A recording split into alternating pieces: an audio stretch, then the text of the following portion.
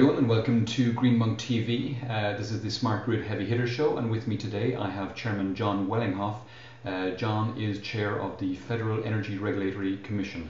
It sounds kind of counterintuitive, Jon, asking utility companies to help their customers to purchase less of their product. Why is it a good thing for utility companies that people consume less electricity? Well, that is counterintuitive.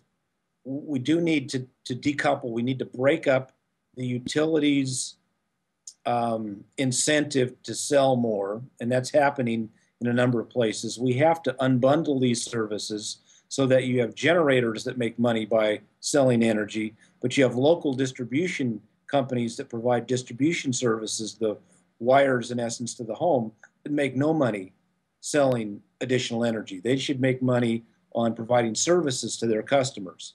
So if we can unbundle these services, which I think we can do, and we've done in a number of states like Texas, and they're starting to do it again in California. They did it a while back in the late 90s, but this little thing called Enron came along that slowed them down. But I think we're getting over that problem of having a situation where there is the fear of fraud and manipulation. We now have a new FERC on the beat that can in fact enforce new laws that were put in place in 2005 that can ensure that we don't have fraud and manipulation in these markets. And by doing so, we can then, I think, unbundle these services and set up distribution entities that now provide services to consumers to interface with the grid rather than to simply sell electricity. And that's what I think is coming in the future. It's also said that implementation of smart grids will increase the penetration of renewables on the grid as generation sources. How does that work? Well, they will.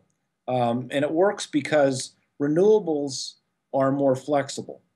Being more flexible and as such having a variance when they are coming in and providing energy to the grid, if you have flexibility on the other side with consumers' ability to modulate their loads, then the two can work together very nicely in ways that consumers, by modulating their loads, can support wind, can support solar, can support other renewables that are more flexible.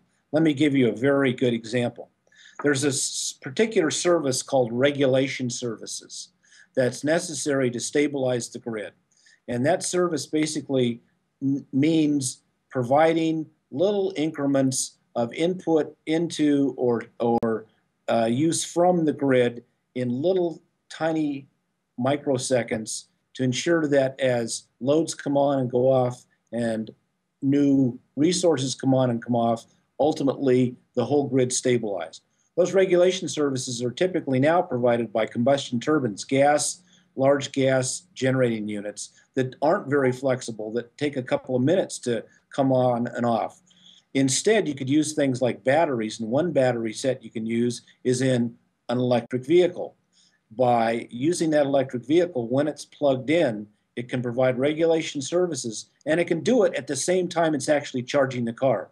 So right now at the University of Delaware here in the United States, we have 6 cars that are being plugged in at night, and when they're plugged in, they're providing regulation services, and they're getting paid to provide those services to the grid. They're getting paid $7 to $10 per car per day, which means as much as $3,000 to $3,600 a year, simply to provide these regulation services that are necessary to do things like integrate wind into the system. You're on record, Jon, as saying, and this is April of last year, if memory serves, that with the increased penetration of renewables, it may no longer be necessary to build any more coal or nuclear plants. Is this still a personal view that you cling to, or have you changed your mind on this? Well, I think it's a view that's becoming more and more validated. There's a paper that was just issued by Dr. Willett Kempton from the University of Delaware, where he looks at putting a backbone grid system in the Atlantic from Maine to Florida to hook in offshore wind.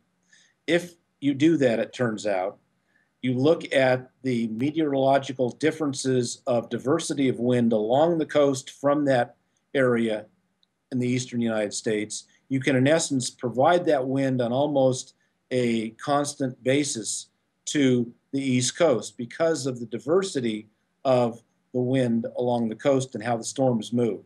So you have that ability to do that in a way that can ultimately support the entire grid. So with that and with the flexibility we're gaining with the smart grid of consumers controlling their loads, the old concept of base load is really going away. And we're really looking at a new concept that really is putting in the cheapest resources, in this case, usually wind, and maximizing the use of those resources by offsetting them and stabilizing them with consumers' variances of their load utilizing smart grid technologies. So, long answer to a simple question is there is a way to ultimately supplant traditional large central station plants.